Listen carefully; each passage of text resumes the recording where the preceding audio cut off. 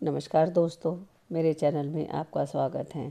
दोस्तों, हम पिछले जो अध्याय कार्तिक मास का हमने आप लोगों के साथ शेयर किया था, वह धर्मदत्त और कल्हा के बीच का तथ्य था।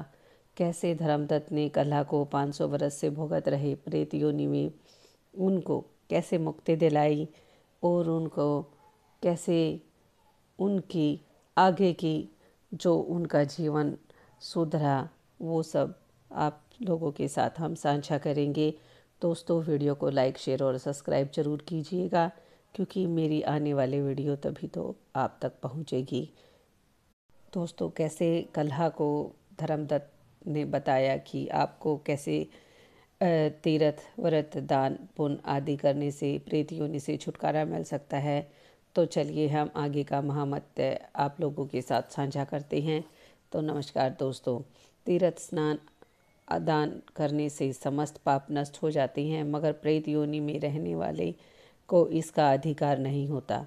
परंतु तुम्हारे दुख को देखकर मैं अत्यंत दुखी हो गया और तुम्हारा दुख दूर किए बिना मुझे संतोष नहीं होगा। तुम्हारे पाप बड़े भारी हैं, क्योंकि यह 3 योनियाँ बहुत बड़े पाप करने वालों को ही प्राप्त होती है, और प्रेत योनि तो थोड़े से पुण्य से भी नष्ट हो सकती है। लेकिन मैं तुम्हें इस योनि में असव में छोड़ाऊंगा। इसलिए मैंने जो कार्तिक का व्रत किया है, उसका आधा पुण्य मैं आपको देता हूँ, क्योंकि यज्ञ, दान, तीर्थ यह सब निश्चय ही कार्तिक के व्रत के पुण्य के समान नहीं है। नारद जी ने कहा, हे राजन, इतना कहकर धर्मदत्त ने उसको ओम नमो भगवते वासुदेवाय कहकर द्वादशाक्षर मंत्र सुनाया और तुलसी का जल उसके ऊपर छिड़क कर बस फिर क्या था, क्षण भर में वह प्रेत योनि से छूटकर प्रज्वलित शिखा के समान दिव्य रूप धारण करके लक्ष्मी के समान सुंदर हो गई। तब वह धर्मदत्त को दंडवत प्रणाम करके प्रसन्नता से गदगद हो गई। हे ब्राह्मण, आपके आशीर्वाद से मैं घोर नरक से छूट गई हूँ, मगर पाप सागर में डूबी हुई के लिए आप नौका के समान बन गए हैं। नारद जी कहते हैं, हे राजन, अभी कल्हा इस प्रकार कह रही थी कि वहाँ से विष्णुगण एक देव समान बहुत सुंदर विमान लेकर आए, और विमान में द्वार पर अप्सराएं और गण बैठे हुए थे। धर्मदत्त ने उन सब को देखकर दंडवत प्रणाम किया। पुण्यशील और शील नामक भगवान विष्णु के गणों ने धर्मदत्त को अपने हाथों से ऊपर उठाकर उनका अभिनंदन करते हुए कहा कि हे द्विज श्रेष्ठ, आप धन्य हैं, जो कि आप सदा भगवान विष्णु के व्रत, कथा और सेवा में लगे रहते हैं। आप सर्वतः दीन दुखियों पर दया करते रहते हैं। आपने जो अपने बाल्यकाल में पवित्र और शुभ कार्तिक व्रत किया है, आपने उसके आधे फल से कल्हा के पूर्व जन्म से एक तृतीय पाप नष्ट कर दिए हैं। यही नहीं, आपकी कृपा से उसके सैकड़ों जन्म के पाप नष्ट हो गए हैं।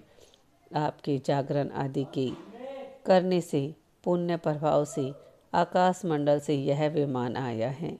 हे ब्राह्मण, अब आप इसे भांति भांति के भागों में युक्त वैकुंठ में ले जा रहे हैं।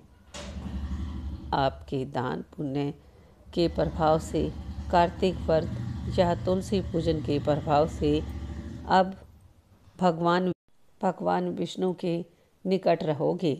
आप भी इस जन्म के पश्चात अपनी दोनों स्त्रियों सहित वैकुंठ लोक में भगवान विष्णु के समीप रहेंगे और मुक्ति प्रदान करेंगे। हे दया सागर, वह मनुष्य धन्य है, जन्म उन्हीं का फलीभूत होता है जिन्होंने तुम्हारी तरह भगवान विष्णु की भक्ति की है, क्योंकि भगवान विष्णु अपने भक्तों का भला कर क्या नहीं देते।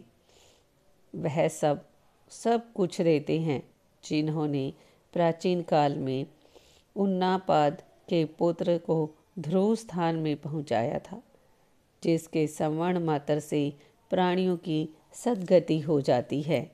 प्राचीन काल में भगवान विष्णु केवल अपने नाम को रमण से ही गृह द्वार पकड़े हुए हाथी को हसित योनि में मुक्त कर के जय नाम देकर अपना पार्षद बना लिया था।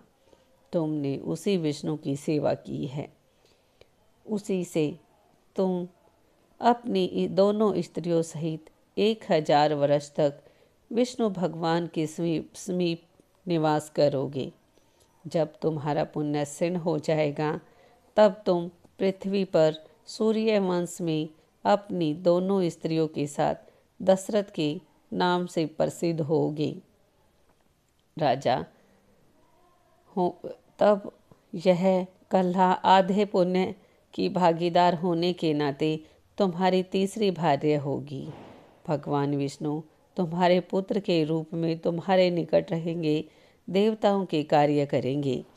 भगवान विष्णु को प्रसन्न करने वाले तुम्हारे कार्तिक व्रत से अधिक महत्वपूर्ण यहाँ दान तीर्थ आदि और कोई भी नहीं है।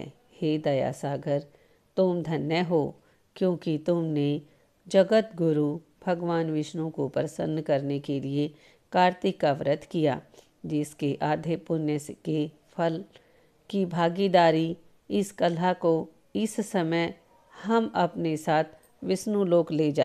दोस्तों, कहानी का अगला अध्याय हम आप लोगों के साथ अगली वीडियो में साझा करेंगे।